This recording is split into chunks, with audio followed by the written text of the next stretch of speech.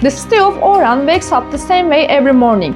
The sun rises, the streets fill, people go to work. But this thing we call normal is actually very striking, because normal is truly alive. Everything repeats, everything continues by habit, and people don't notice it. What Camus does when describing Oran is this. He describes not a city, but a way of life. People think they are living here, but in reality, they are just completing the day.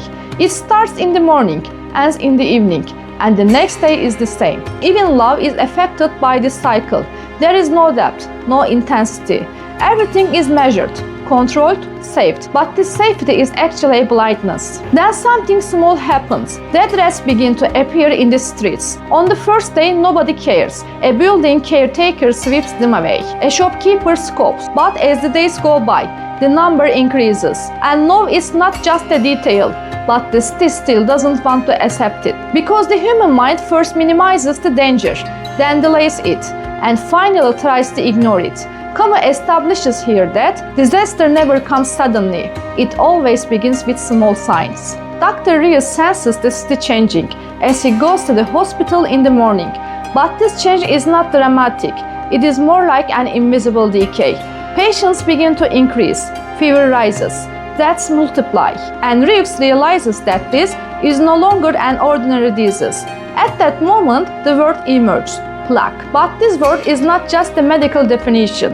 It is also a rupture, because the city can no longer remain as it was. But the city does not accept it immediately. The authorities try to postpone the situation. Meetings are held, reports are prepared, but no results are obtained, because acceptance is taking responsibility. And Camus says something very clearly here. People reject not the truth, but the burden of truth. Rieux, however, is different. He doesn't stop, he doesn't wait, he doesn't embellish, he just works. Because for him, the meaning of life is not explanation, but action. One day, the city is completely shut down, the gates close, and Oran is cut off from the outside world. But this is not just a physical shutdown, the real change is inside. Because time is now distorted, days blend together, weeks stretch on, waiting becomes central to life. People are separated from their loved ones. One woman is outside, a man is inside. And the distance between them is no longer just physical, it is existential. Rambert enters the story at this point. He is a journalist, but he no longer has duties, only one desire, to escape and reach the woman he loves. But he tries to leave the city, he realizes this situation is no longer individual. Because the plaque has united everyone's fate at the same point. And Camus questions the idea of the individual here. Is man truly a separate being or part of a collective reality? Tarrou is an outsider to the city, but over time he becomes the deepest observer.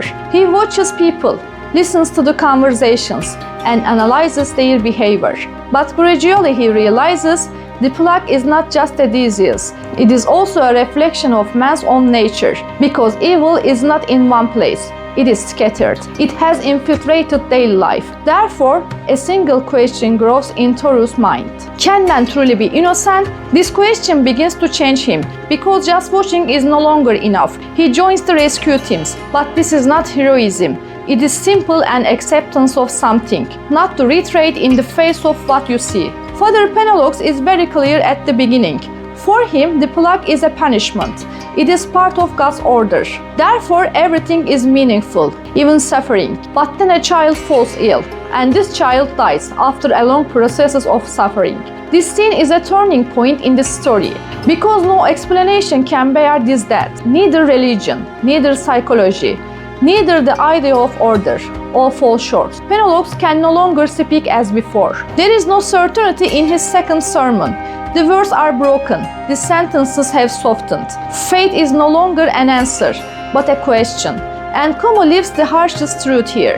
Man wants meaning, but the world does not give meaning. As time progresses, the rate changes, but this change is not dramatic. It is more of silent adaptation.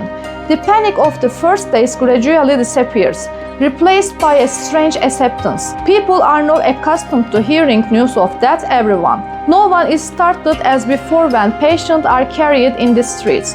Camus shows something very critical here. Humans can adapt to even the most severe conditions over time. But this adaptation is not a solution. It is merely another form of insensitivity. Dr. Rieux works tirelessly during the process. The hospital is overflowing.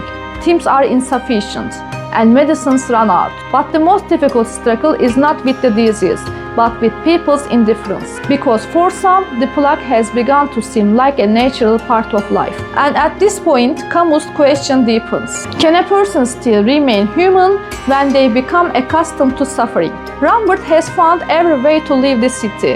The plan is ready. The connections are made.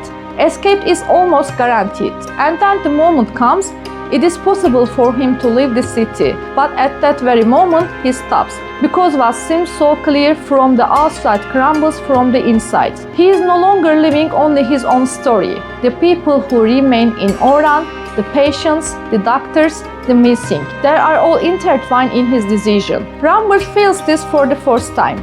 Being an individual does not mean being separate from others, and this realization stops his escape. He stays, but this is not a heroic decision. It is more of an acceptance of necessity. Tarrou is no longer just an observer. He too is weary, along with the city. People's faces change. Their gazes grow heavy.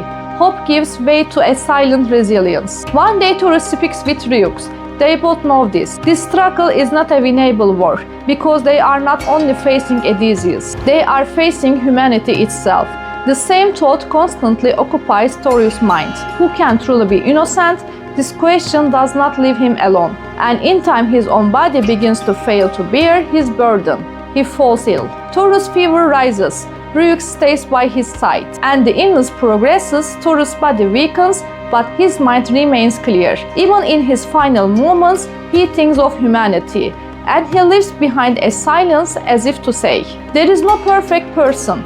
Only a person who struggles. After a while, Tarrou dies. And all that seems like an ordinary death in Oran, it is actually different for Rieux, because this death is the personal phase of the war. Now the struggle will continue not only with illness, but also with loss. Time passes. The plague gradually begins to weaken. Deaths decrease. The streets become a little more lively. People begin to hope. And finally, the city reopens. The doors are ajar. The outside world returns. But nothing is the same as before, because people no longer look at life with the same perspective. Things that were once normal now seem fragile. And Camus leaves an important point here. The crisis passes, but people change. The Rieux appears normal again. But this normal is no longer the old normal, because everyone has learned something. Life is not guaranteed.